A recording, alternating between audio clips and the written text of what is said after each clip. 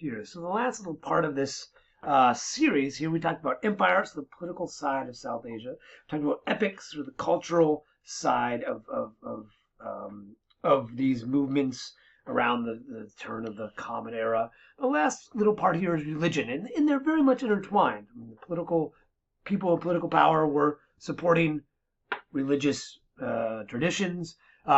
These different religious traditions, all particularly in South Asia, kind of branch out from from a lot of the same sort of early Vedic ideas. And as we will see, a lot of the epics reinforce these religious worldviews, or in fact, in many ways, are the fundamental texts within these religions. So we're going to kind of look at three main ones here: Hinduism, Buddhism, and Jainism.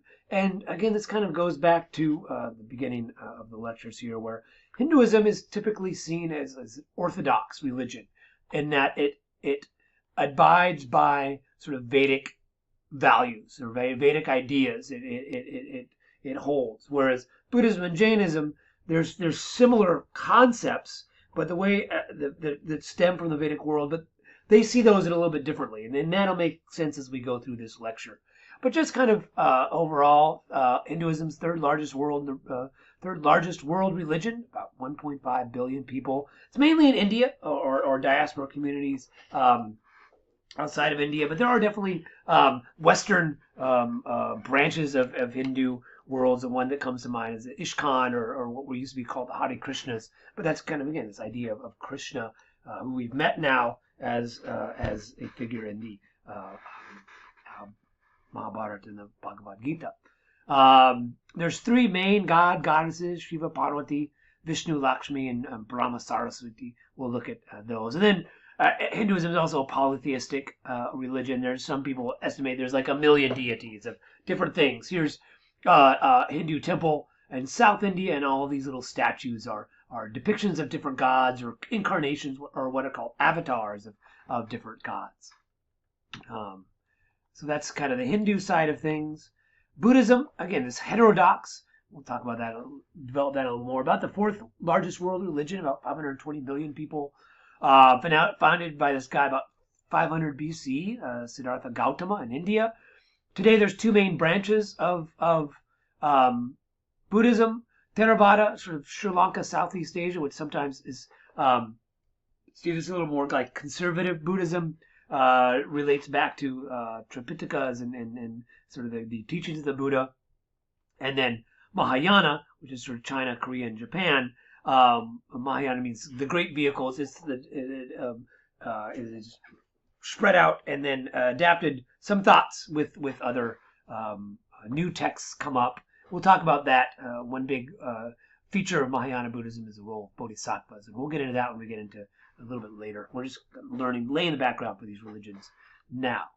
Here's the early Buddhist world, were all these stupas, which was believed that relics of the Buddha or Siddhartha were inside of these, and then people would pray around those.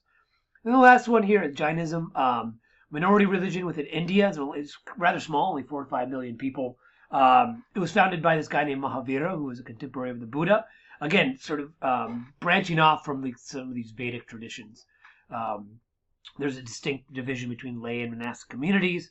There's a lot of Jain monastic sites where you get these very famous, very well known for all this architecture and sculpture. The lay the lay Jains support for these monastic worlds. So we'll kind of work through these a little bit, get the main points of them. So Hinduism. So again, when I said it's orthodox, it's taking these concepts that were formed in the Vedic world and following them through. So some of the basic Vedic concepts are this idea of dharma, and we've seen this throughout the epics. Dharma, right conduct, duties, the way people were supposed to act and behaviors. Sometimes dharma itself can be translated specifically as religion or responsibilities. So that was a term that was kind of from the Vedic world that again it's brought into Hinduism and put through epic world. Karma, this idea that fruits and actions that your body, that you have karma, you can accrue karma. Your actions have consequences. And in the Hindu world, you can move up. It also adheres to the Varna system. So the fruits of action, if you're ideally you want to go up through the Varna system, work your way up, and you do that by having good actions, which will go there up the Varnic system from Shudra up to Brahman. Samsara is kind of the world around us, and it's kind of this idea of reincarnation, that each life, your karmic actions and duties will put you in when you are reincarnated in samsara, you will be where you are. If you're a very good person, you'll work your way up. If you're a very bad person, you'll work your way down.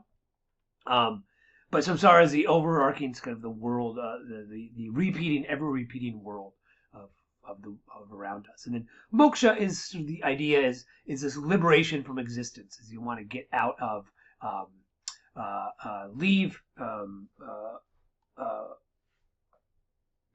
get out of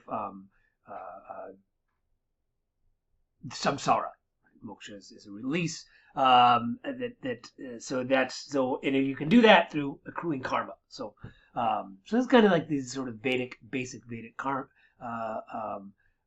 concepts. In the Vedic world, the priests communicate with the gods via sacrifice and Vedic hymns, so yajna. Or in the Hindu world, this is the big distinction here, all people can worship gods through puja. So here, this is a holy celebration, celebrating spring. That's sometimes they call it the festival of colors. But anyone can do that. So that's like the big difference between the Vedic world and the Hindu world, that you can pray to the gods yourself. There's a Vedic pantheon. Vedic gods are replaced by Hindu gods. Shiva is the god of destruction. He has his wife Parvati. We'll look at this a little more. Vishnu in preservation. Brahma in creation. And we'll look at their a little more depth. The major texts, the Vedas, are still important within Hinduism.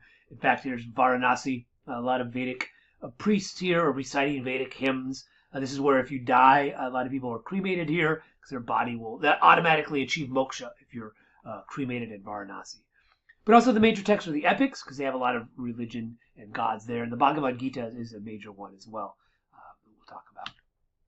So just kind of who these people are. Shiva, he's the sort of the creator of destruction and regenerative god. He dances the world into being. He's also can kind of like go off. He lives up in the Himalayas, and sometimes he gets mad and goes up there for years on time. He also saved the world one time. The Ganges, which was before it was a tamed river, it was this sort of demoness. He tames it for the benefit of all. His wife Parvati is the daughter of the Himalaya mountains. That's why he lives up there. Their love story, I think I mentioned this in Kalidasa's Kumara Sambhava, is a love story between these two, how they met. When for the most part, she's very, very friendly, but she also personifies the female energy, Shakti, in this form of Kali or Durga. So she can also, so they're kind of, you want them to be nice, otherwise both Shiva and Parvati can react. They have the son Ganesh, right? The one time when Shiva was about to go meditate for 10 years or something, he impregnated Parvati, and then goes off, and then comes back, and there's this 10-year-old kid, and she kind of like pushes Shiva out, and Shiva cuts off his head, and then Parvati says, "Wait a minute, that's your child," and so he puts an elephant head on. That's why Ganesh has the elephant head. He's kind of the god of obstacles. If you have a problem, you pray to Ganesh. He's very. He also, if you remember, is credited with writing down the Mahabharata as well. And he likes milks and sweets, so he gives milk and sweets to Ganesh. Vishnu, as we've encountered, is very important. And that he's God of preservation. He comes down to as an avatar to preserve order. In the Mahabharata, he's Krishna. In the Ramayana, he's Rama. Here he is, baby Krishna, very popular. Here is Rama. Bhagavad Gita is sort of text of worship. And then his wife is Lakshmi. She's the goddess of wealth. She's also celebrated during this Diwali, major Hindu festival. She's Sita in the Ramayana, so she's very important as well. So Vishnu and Lakshmi. And I guess Brahma and Saraswati, who I mentioned, these are the third one. Brahma is sort of the god of creation. Um, there's this idea of in India of creation, that everything comes from this thing called Brahman, and he's sort of a part of that.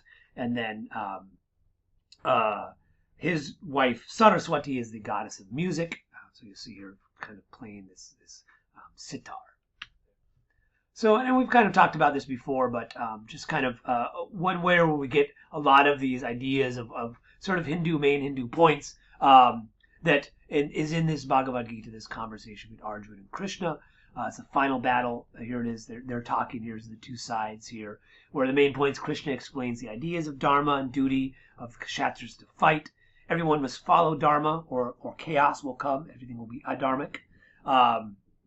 Life is action, karma. You got to act, even if you don't act. That's action. And then yoga, mindful about actions. And if you believe in Vishnu, right, you can achieve moksha as well. So this idea of leaving samsara, another path by worshiping Vishnu and Krishna himself. So you can do moksha through giving good lives and going back into, you achieve this Brahman that exists in the world. That Brahman is sort of this eternal essence where everything goes back to. All these gods and all these people, all these warriors, when they die, they'll go back into it. In fact, all of creation will ultimately sort of go back into this Brahman. Within each of us, we have this little bit of Atman, which is a little bit of Brahman in all of us.